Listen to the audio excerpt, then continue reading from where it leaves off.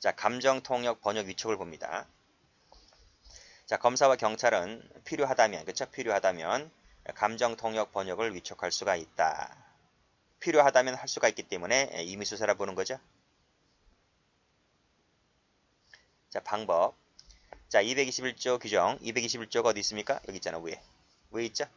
규정에 따라 감정을 위촉할 때에는 위치 처분이 필요할 때에는 판사에게 이를 청구하면 되고, 판사에게 청구하는 겁니다. 그리고 판사는 그 청구가 상당하다고 인정할 때는 위치 처분을 하면 됩니다.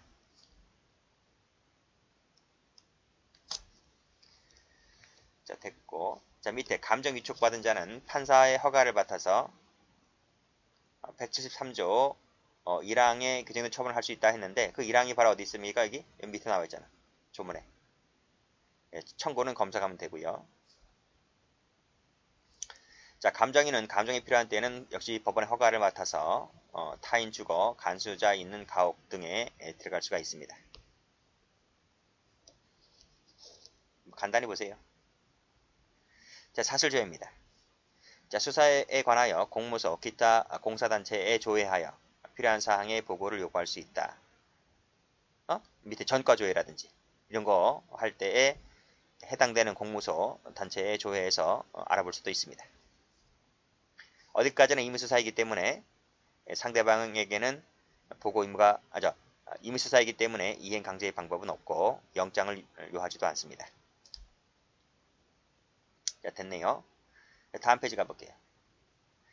자, 아동 청소년 대상 디지털 성범죄 수사 특례인데요. 자, 이 법조문이 최근에 신설됐습니다. 2021년도 3월 달에 신설됐죠. 그래서 신설되고 나서 이 시험에 곧잘 나옵니다. 그래서 좀 보셔야 되는데 경찰직 하시는 분들은 그 경찰학개론이라든지 실무종합에서 배웠을 겁니다. 그래서 뭐 낯선 것은 아닌데 최근에 신설되었기 때문에 한번 보도록 합니다. 자, 아동 청소년 대상 디지털 성범죄 수사 특례라고 해서 자, 1항을 보시면 자, 사법경찰리는 밑에 신분 비공개 수사를 할 수가 있다는 것이죠. 이 신분 비공개 수사를 할 수가 있는데 자, 밑에 1항을 보시면 이 신분 비공개 수사를 할 때에는 사전에 상급 경찰관서 수사부장, 수사부서의 장의 승인을 받아서 해야만 됩니다. 그리고 이 신분 비공개 수사는 3개월을 초과할 수가 없습니다. 3개월 동그라미 치시고. 됐나요? 됐어요. 그러니까 이 25조 1항은 출제가 된 적이 있는데요. 그 밑에 25조의 3 제1항은 출제가 된 적이 없습니다. 그러니까 출제가 될 가능성도 있기 때문에 숫자를 다시 한번 확인을 해 두시면 돼요. 그리고 누구의 승인을 받아야 하는지도 보시면 되고, 그러니까 수사부서의 장이라는 거죠. 자, 신분 위장 수사입니다. 자, 신분 위장 수사는 이 법원 허가 사항인데요. 자, 밑에 2항을 보시면 자, 다른 방법으로는 범죄의 실행을 저지하거나 밑에 체포, 증거 수집이 어려운 경우에 한정해서 수사 목적을 달성하기 위해 부득이한 때에는 신분 위장 수사를 할 수가 있고, 이 신분 위장 수사할 때는 밑에 3항에 나와 있죠. 법원에 허가를 청구한다 라고 해서 법원의 허가 사항입니다. 다시 한번 볼까요?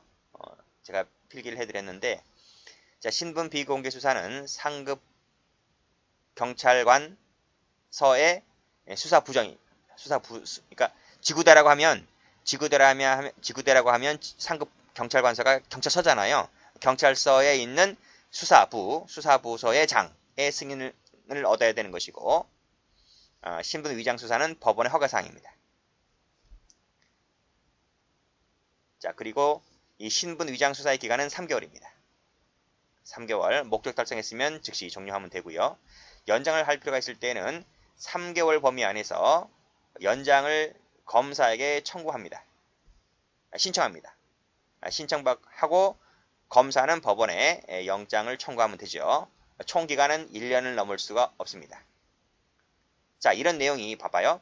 3개월 1년이잖아요. 그러니까 3월 플러스 3월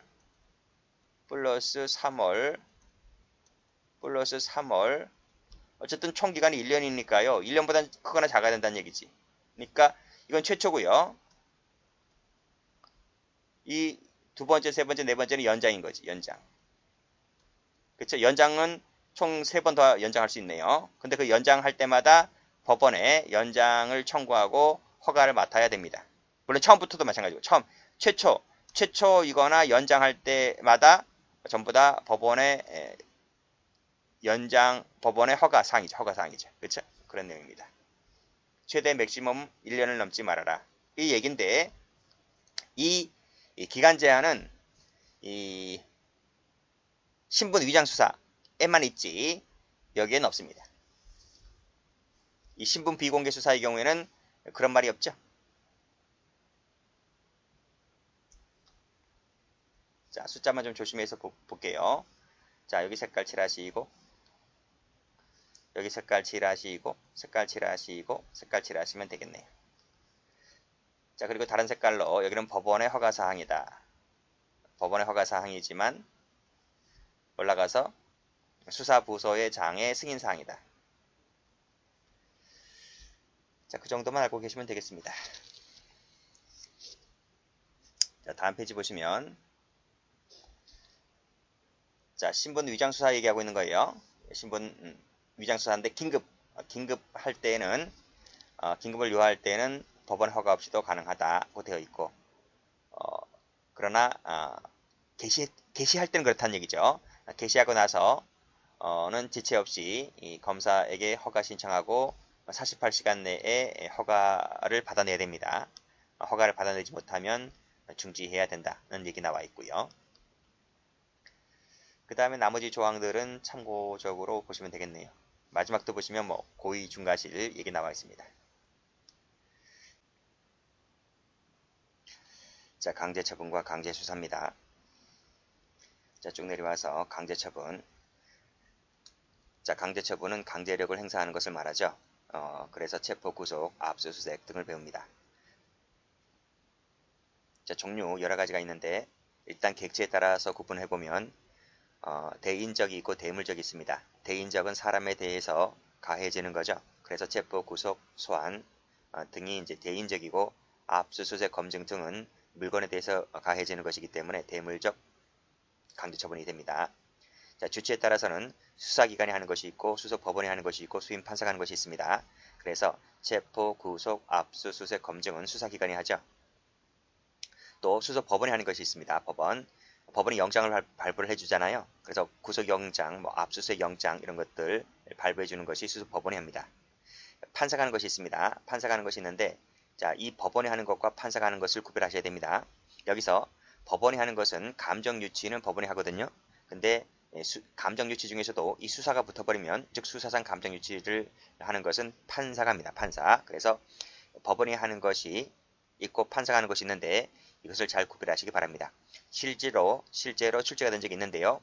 법원이란 말을 법조문을 읽다 보면 법원이란 말을 판사로 바꾸는 부분이 있습니다. 또는 판사라고 쓰여진 부분을 법원으로 바꿔서 출제를 한 적이 있는데 그런 것을 잘 구별해서 확인해 두셔야 돼요.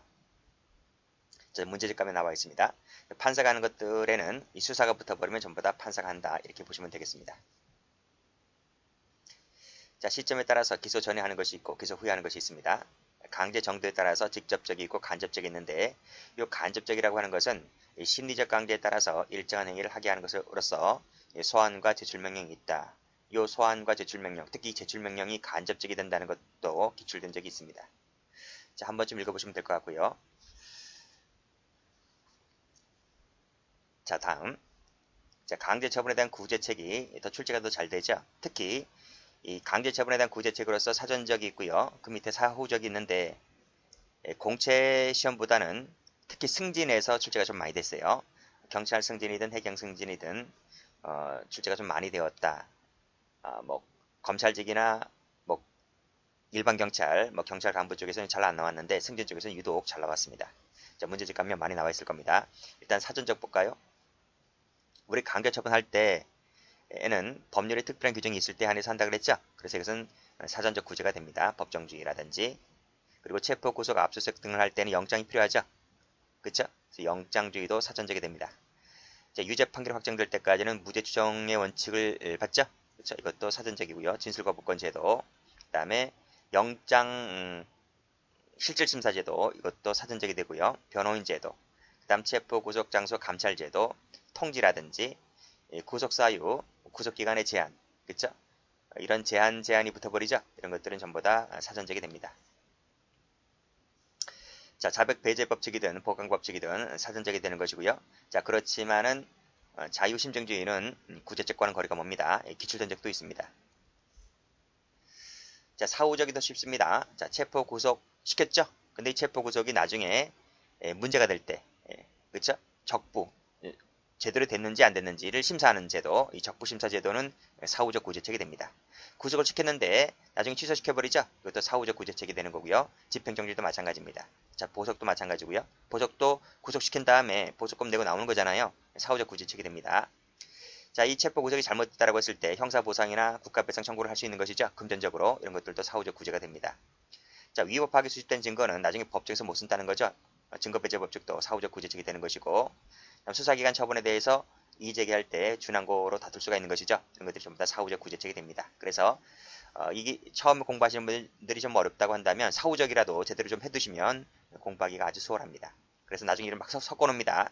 섞어놔서 사전적 구제책이 아닌 것은, 사후적 구제책이 아닌 것은 이렇게 출제하기 때문에 오히려 같이 공부해도 좋지만 그것이 좀 어렵다고 하시는 분들이 계신다면 사후적이나마 공부를 해두시면 더 공부하기 수월하다는 것이죠. 적부심사라든지 취소, 집행정지, 보석, 증거배제, 준항고, 돈 문제 관련된 거 이런 것들 다 사후적이다 이렇게 보시면 되겠습니다.